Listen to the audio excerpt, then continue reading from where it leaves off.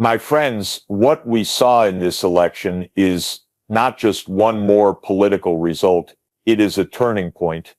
Zohran Mamdani's win for New York City mayor is more than one person's success. It is proof that people can rise and change the rules. It is a sign that many people are ready for a new way to run our city. For a long time, we were told the same old thing. We were told politics must follow money. We were told candidates must please the big developers. They must please Wall Street and billionaires. We were told that without those donors, no one can win in a city like New York. Zohran Mamdani proved that story wrong. His campaign had a plain message. Homes are a human right. Public services should belong to the people. Workers should share power and profit. Communities should help decide how to keep people safe. When he spoke, people listened. Not because his speech was slick, not because he had a big ad team. People listened because his words matched what they lived every day. Think of where he came from. He was born to immigrant parents. He grew up in Queens and the other boroughs. He saw families who worked hard and still could not pay rent. He saw people pushed out of their homes. He saw schools that lacked books. He saw hospitals stretched thin. He lived the same life many New Yorkers live. So when he spoke, people believed him. This victory matters for many reasons. It is not only about who sits in City Hall. It is about what idea wins. For decades, the city seemed to serve investors more than residents. Developers built towers that make the skyline taller. The rich got richer, but everyday people felt worse. Rents rose, homelessness grew. Many felt the city was no longer for them. Mamdani's win says this can change. His platform asked a simple question: who should the city work for? For the people who live here, or for the wealthy who treat the city like an investment? Mamdani said loud and clear, the city must work for people. He said growth without justice is not progress. That idea hit many hearts. It gave people hope. People came out to vote because the message was real. It wasn't talk made to win money or headlines. It was talk born from real life. People who could not afford rent, young people with high debt, older people who fear losing their homes, they all saw in his words a possibility of relief. He asked people to believe that things can be different. That belief moved many to step out and vote. This win shows a change inside our political system. For long, major city politics were tied to money and influence. Campaigns depended on big donors. Policies often favored those who gave the most. Mamdani ran in a different way. He refused big corporate money. He built his campaign by small donations and by volunteers. People knocked on doors. People phoned neighbors. People gave little bills. They gave their time. What changed was trust. People trusted a campaign that spoke plainly and asked them to join. They did not simply want a candidate who promises. They wanted a partner who asks them to help change things. That is a big change in politics. A campaign that looks like the people it serves. The economic meaning of this win is deep. It signals growing doubt in the old idea that markets will fix all problems. People are asking for public control of things that matter: housing, energy, transport, healthcare. Mamdani's message said those things are not just products to sell, they are rights.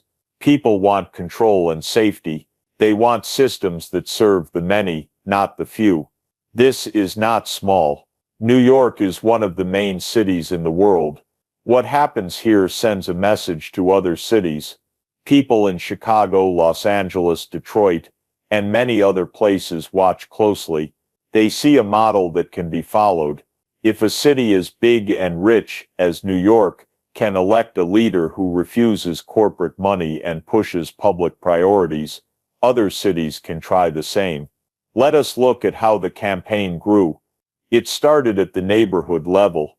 A volunteer would meet a neighbor and listen. They would hear stories of evictions, of long commutes, of low pay, of health bills, of students who cannot afford school supplies.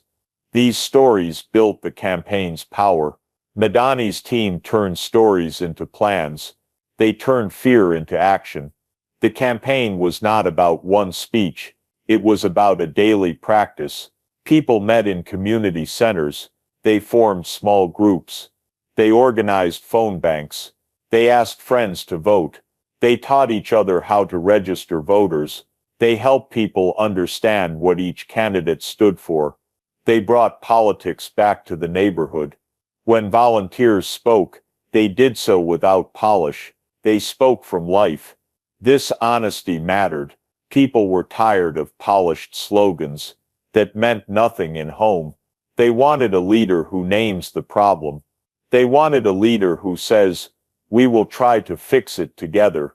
Madani's decisions were simple and brave. He said he would not take money from big corporate PACs. He would not make deals to please donors. That choice cost him some access, but it gained him trust. People want leaders who are free to act for public good, without debt to big donors. A leader can push for real change. That change also goes beyond the campaign's money side. It changes what we call courage in politics. For many years, political courage meant a leader who could sit with the rich and make deals. Now courage means staying with the people, even when the powerful push back. Madani showed that courage. Seeing how this unfolded, many journalists and analysts were surprised. How could a candidate who stood against Wall Street win in the world's financial capital? The answer is simple. People were done with small changes. They wanted big changes. They wanted less talk and more action. They wanted systems that protect ordinary life. Campaign night showed the depth of this feeling. In the crowd there were families, workers in uniforms, students, teachers, and retirees. There were callers who had worked weeknights to remind voters. There were people who had baked food for volunteers. The scene was not about celebrities. It was about neighbors celebrating that they had used their voice. The victory also exposed the old alliances that shaped city policy. For a long time the city worked in a certain way.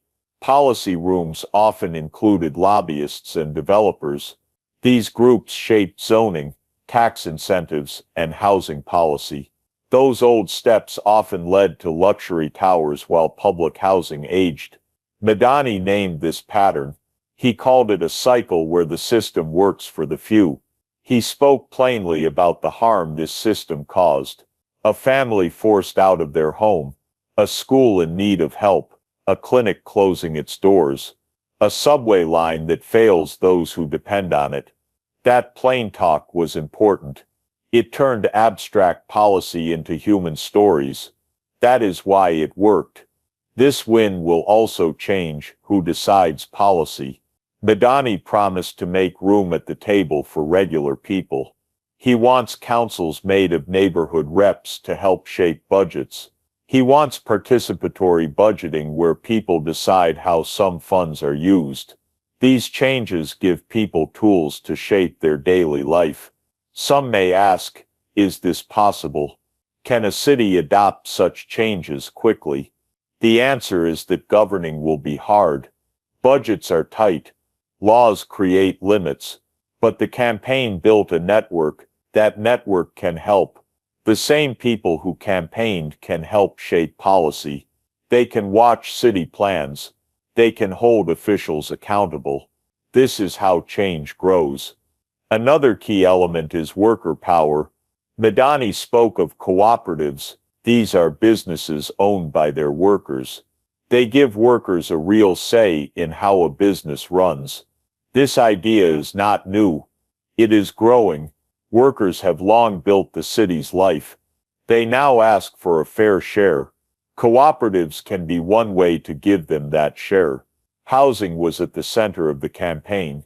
He called for housing as a human right. So many people in New York fight every month to keep a roof over their heads. When rents rise and wages stay low, Families must make hard choices. Mamdani said housing should be safe and affordable. He asked for public investment in new homes. He asked to expand tenants' rights. He asked the city to stop policies that push people out. Health and education were also key. He argued that a city that cares for its people invests in health clinics and schools. The campaign demanded better funding for public schools. It asked for clinics in neighborhoods that lack care. These plans sound simple, but they require money and will. The city budget must be pointed toward people, not always toward tax breaks for the rich. Let us not forget public safety. Mamdani's plan did not ignore safety. It asked for community-led safety. It asked for police to be part of a broader public safety system that includes social workers, mental health teams, and neighborhood councils. This approach aims to stop harm before it grows into danger. It asks to treat people with dignity. The media response to his win was mixed. Some outlets called it a shock. Others called it a new blueprint. Corporate voices worried. They feared that public controls and limits on profit could hurt business. They feared changes to tax breaks and zoning might change profits. Critics said the plans were too big or too fast. We must remember why people embraced this plan. They were tired of promises that never reached their everyday life. They saw a candidate who talked about their needs and gave them a way to join in the solution. That mattered more than scary headlines. It mattered more than cynical predictions. This victory has three big kinds of ripple effects. First, the idea ripple. If a city like New York chooses a leader who speaks for people, that idea spreads. People in other cities think, why not here? Second, the strategy ripple. And campaigners learn how to win with small donations and many volunteers. They learn to build trust and a real community base. Third, the cultural ripple. People begin to imagine leaders who measure success by lives improved, not by profits gained. Those ripples are not automatic. They depend on how the new city team governs. If the first months only bring talk and no change, people will lose hope. But the round of volunteers and community groups is ready to act. They can push for quick, tangible wins. Small wins matter. Stop illegal evictions. Start one major tenant protection law. Open neighborhood health clinics. These steps show people the promise is real. It is also important to name the hard work ahead. Governing is different from campaigning. Campaigns can promise many things. Governing means choosing priorities and making hard trade-offs. It means reading a budget and asking where to find money. It means listening to experts and working with unions, not just activists. Mamdani's team will face this. Their skill will be to turn movement energy into clear policy moves. A key test will be the economic choices the city makes. Will the city use public funds to build homes? Will it reform tax breaks that favor speculation? Will it protect small businesses against greedy rent hikes? Will it make transit affordable and reliable? These are real tests. People will judge by results. But even after the hard months, the victory remains important. It restored a sense of agency. It told people, your voice matters. That alone can change how people see politics. For years, many thought politics was only for those with money or connections. Now people see politics as a place for neighbors, for parents, for workers, for students. This change also means the city will have different kinds of leaders in the future. Young people who see this win will be inspired. They may run for local boards. They may join tenant councils. They may start worker co-ops. When people see a path, they walk it. That is where long change comes from. Let us think too about the message to the rich and powerful. The win is a warning.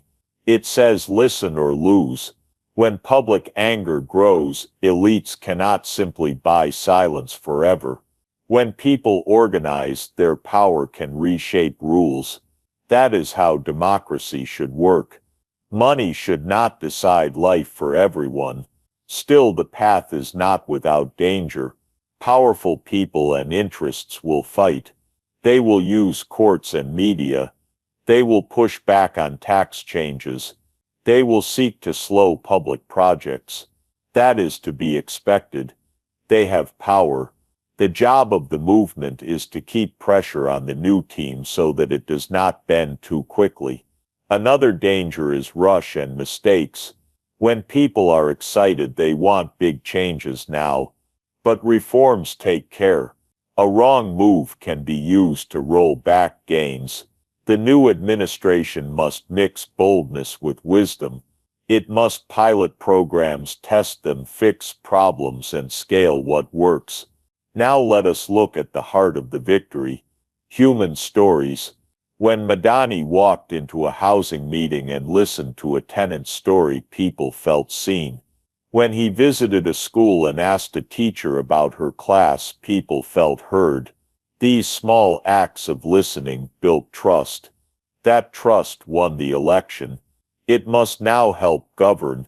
Volunteers who work the phones also must help now. They know their neighborhoods. They can serve in local councils. They can help hold the city to account. They can act as a bridge between the city and neighborhoods. That will be key. Mamdani's team also needs to build common cause with labor unions. Unions have weight. When unions and community groups work together, they can win stronger protections for workers. That includes higher wages, safer work, and a role in shaping worker-owned cooperatives when possible. Let us not ignore the youth. Young people were central to the win. They registered first-time voters and turned out. They bring energy and new ideas. The city must keep their voice. Schools, job training, and affordable housing for young people are vital. If the city invests in them, it secures long-term change. We must also speak about the city's story. New York has been a symbol of capitalism for the whole world. If this city tries a new people-centered path, it sends a message internationally. It says cities can choose life over profit. That idea can travel. Other cities will listen. But the win is more than message. It is practice. People must now learn how to do participatory budgeting. They must learn how to lead neighborhood councils. They must learn how to evaluate policy and measure impact. This is about building civic muscle. It will take time. It will take training. It will take patience. It will take many small wins. Here is another simple truth. Ideas and policy must meet the daily needs of people. A good speech will not fix a leaking roof. A policy changes lives only if it is done well.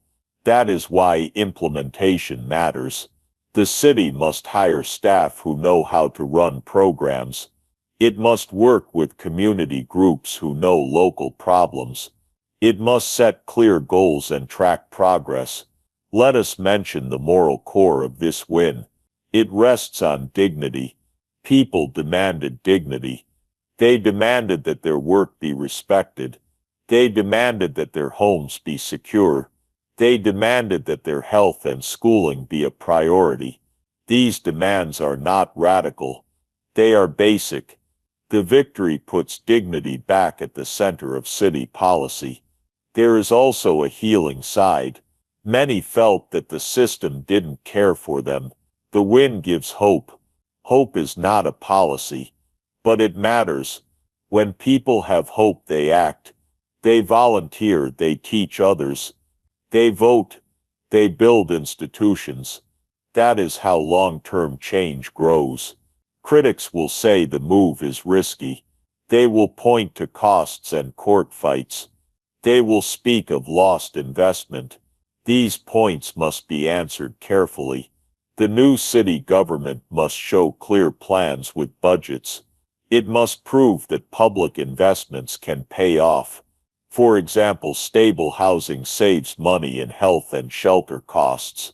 Investing in transit grows the workforce. A well-run cooperative can pay good wages and keep wealth local. These are plain facts we must test and show. At the same time, the city should start with obvious wins. Stop unnecessary evictions. Raise minimum standards for housing safety.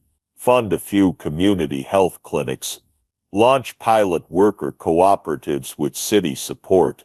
These small wins build public trust. They also give evidence that change is possible. We must keep in mind that this movement is broad. It includes people across age, race, and job. It includes immigrants and long-time residents. It includes business owners who want customers who can afford to shop. It includes teachers and nurses who want the city to be livable. This broad base is a strength. It makes the movement harder to defeat. One lesson is that political change grows when people speak in clear moral language. Mamdani spoke in plain terms. Fairness, housing for people, public ownership, dignity. These words connect.